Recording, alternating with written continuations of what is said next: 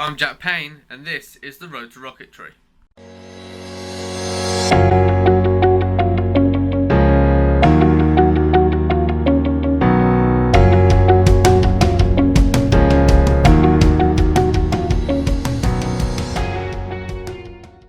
In today's episode, we're going to be looking at the ESC and the battery charging unit, and they will be together in one box, because obviously we've only got 2 mounting points on the bike and we run out of space if you make more than 2 boxes to hold our electronics in. So today's episode, we're going to be doing a lot of CAD and just drawing up and making the box roughly to the dimensions that have been specified online, and hopefully making a decent CAD model that we can 3D print later on and stick the components inside. 3, 2, 1. Okay, so let's firstly talk about the ESC. So we've got a 120 amp brushless ESC. So let's go and check against our motor to see if it can take the same amount of amps. We just want to double check that we're not going to overpower the ESC and damage it in any way. So let's have a quick look. Go to the specification. Oh wait, no, back to the description. And where is it? There we go. There you go. Where it says max loading, it says 70 amps. So the motor will take about 70 amps, and obviously this is a 120 amp speed controller, so therefore there shouldn't be any problems with this system. Now, when you buy an ESC, you want to always make sure that it can do more amps than the motor can draw, because sometimes if you don't have a correct setup, it can take more amps than it states. Because I had a 80 amp motor and it managed to draw over 200 amps and blow up my ESC. Okay, so now what we want to do is find the dimensions. As we can see, it only gives us the packaging dimensions, which isn't ideal. So we're going to have to kind of make a box using the packaging dimensions, because obviously if it's going to be packaged with these dimensions, and it's going to fit into these dimensions, we don't actually know. We've just opened SolidWorks here, and I think we're going to start sketching out the dimensions of this package, and let's see what I'm doing. So yeah, I'm going to do a sketch on the plane. So what I'll do is I'll probably cut here and do a little time lapse and get the dimensions of the packaging built and sketched up.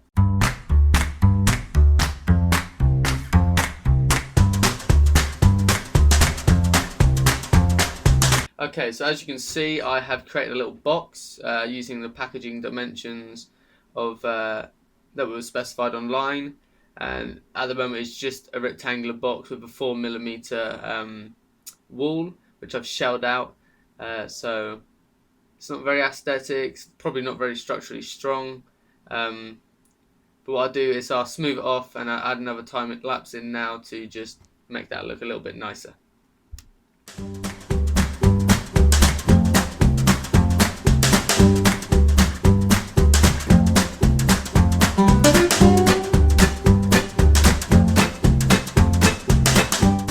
Okay, so I've made it look a little bit nicer now that I've done this. Just a little bit more work to it. I've got little mounting points and some nice fillets. So the bits on the edges that you can see that I've done, they are where I will screw the lid in once I've created that on SolidWorks.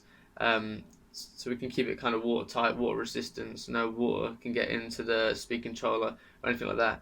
And I'm basically just showing now on the screen all the fillets that I've done to the sharp corners, because pressure points can build up in these corners and that can create breaks and snaps.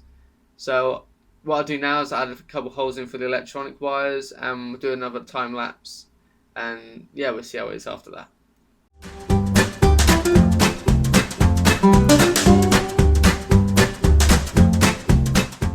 Okay, so I have cut out a little nice little hole for the electrical cables to run in and out of, and that also has a fillet on it, so the wires won't get damaged or scratched when moving around inside of this little hole. Okay, so if we quickly just open up the battery box that we built last week, let's have a look at that real quick, just for a reference, just in case we missed anything.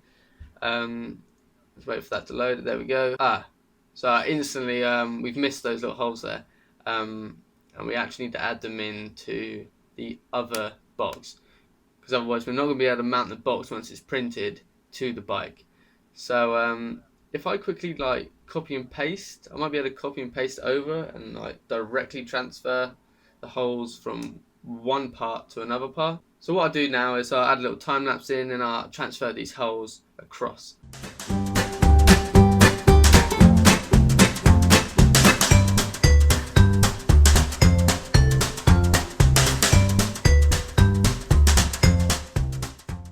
Alright, okay, so the holes have been transferred and they are on the box, this new box, but as you can see they are not central at all. They're actually shifted towards the back, and that's because I'm going to kind of attach the charging unit, as you can see, like this, I'm going to try and attach it like that, close to the back. So I'm going to shift it all over, so I don't know, it should be kind of central in the end for structural purposes. So if we go look at the charging unit now, we can find the dimensions for that. Let's have a quick look at what it looks like. So here is the specifications and here's the dimensions. So if we quickly, oh there we go, there's more packaging dimensions which aren't actually helpful. So if we go look at these dimensions, 140 by 80 by 30 millimeters. I think I've just realised that, look, there's the PCB size. So I've actually missed out the actual size of the PCB. But that doesn't really matter too much.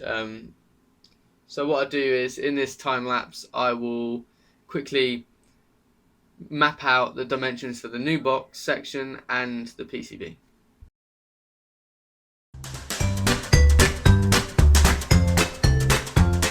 Okay, so I have mapped out the PCB dimensions. PCB? Yeah, is that the right thing?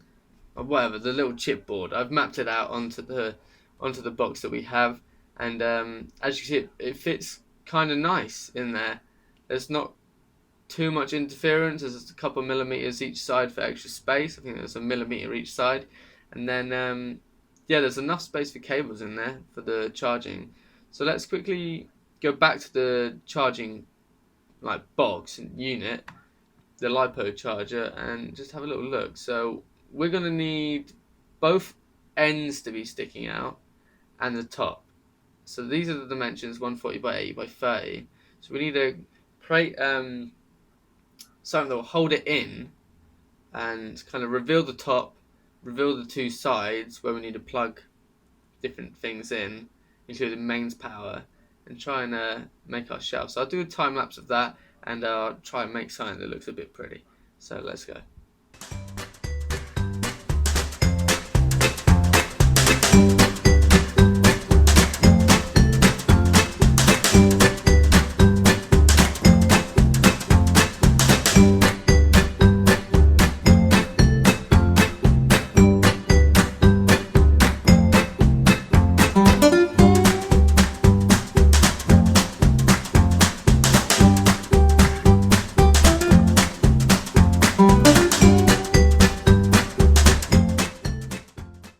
Okay, so we've finally managed to get all this cut out and create like a little box thing for the LiPo charger.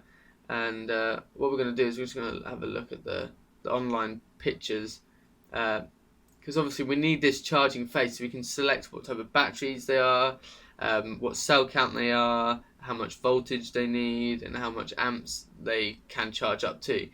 So we need this front face, and it's got a fan on it as well, so we need that to keep the thing cool. We can't compromise that at all.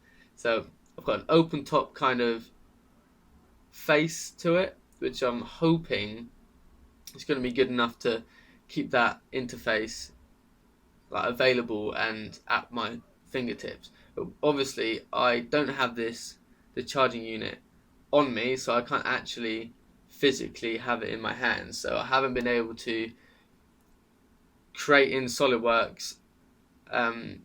Okay, so we should have enough space to fit the ESC in nicely underneath this, and we should be able to fit the LiPo charger on top with enough space for all the cables and everything. If not, I can always change it later on in the CAD. Here I'm just showing that these are the cables that we're going to have to run through this box, and so we're going to have enough space for that, which I think I managed to do. And as we can see, we need mains power to plug into this side of the box, so I haven't actually added this in yet. So on the backboard of the charging unit / ESC housing, I will be cutting out a chunk to fit the mains power into this LiPo battery charger. So as you can see, I'm just laying out my ESC PCB quick sketch. I'm just showing you how the cables just run straight out of there and into the battery box, or the green charging box we made last week. So obviously we've got the balance ports that we need to access to, but I don't think we're actually going to physically need access to them. So I was thinking that I could have that bit inside the box and have it pre-plugged in, but then I realised actually I'm going to have to charge each battery separately, because I can't charge both at the same time. So I'll probably have to have that available as well in order to charge the batteries, which is kind of annoying, but it has to be done. So I'm going to have access to the entire charging thing, but I want it like incorporated onto the box, so I don't have to carry around in my backpack or anything. So actually, I had to do that with my skateboard, which I made last time. So I'm going to have to think of a way when I physically get hold of this charger to expose all the sides I need in the housing, but keeping it kind of watertight, kind of water resistant. Probably have to put some kind of rubber seal over it, or a flat, so that it doesn't get wet when I was cycling in the rain. Okay, so I've quickly mocked up a little bike. It's definitely not the correct dimensions. It's a lot smaller than it should be. But I just wanted to quickly display how the kind of components will be mounted to the bike. So obviously got the orange unit there mounted onto the vertical section, whereas the green boxes. So we can see that both of the boxes are now starting to take shape, and we should start being able to implement the components into the design once we finally get them from Hong Kong. So we've done a lot of work today, and we've actually managed to complete the CAD for both for the speed controller and for the battery charging unit. Now, I want to show you something before this episode ends. And no, it's not my horrible looking room. It is this. This is my old electric skateboard that you saw briefly in the video last week. And as you can see, it's been through the walls. It has a epoxy holding the front on because it did actually snap. As you can see, it went through nearly all the layers of the plywood. So I had to glue that back together. And the wheels are completely different, and the back. So this is the Mark II version that I made. So briefly about the electronics, it's pretty much the same system we're going to have for our bike. We've got the drive chain, which is just a rubber pulley with two little aluminium sprocket-like things, and then that's bolted directly into the wheel. We then obviously have the mounting point for the motor, which we will need to create ourselves for the bike, but it shouldn't be too difficult. We can probably use something like this and modify it in such a way that it clamps onto the bike frame without leaving any marks. And here's the little motor. As you can see, it's not much bigger than my hand. Oh, I mean, it's tiny. It's about the size of a small Satsuma. It's a 50-50, so it's 50 by 50 in dimensions, and it's 580 kilovolts, so that means it does 580 revolutions per volt. Ours is 149, so it's quite a lot slower than this, but it's bigger, it's going to have more torque, and obviously the wheels on the bike are a lot bigger, so we can reach a much bigger top end speed. And this little thing went about 27-30 miles an hour, so that was pretty good. Now all the electronics in this shroud, which is actually made of an aluminium pot lid, and it was bent into shape. A couple of holes were drilled in for vents, the hole there, and well, that hole's being used for electrical cables to run through. Now I made a massive mistake with this design. I cut off all of the banana or bullet connectors, whatever you want to call them, and I soldered them together. Okay, right, that's it for today's episode, but stay tuned for next week, where we will be taking apart this skateboard and I'll be running through how to actually make it. So you guys at home might be able to learn something on how to make an electric skateboard. And the reason next week we're going to be looking at this in detail is because Hobby King takes about a month to ship all of its components from Hong Kong over to me, so I won't be able to make videos for a while, which is kind of annoying. But yeah, so I thought we could have a look at a previous project, take it apart and see where I went wrong and where I can make the new bike a little bit better.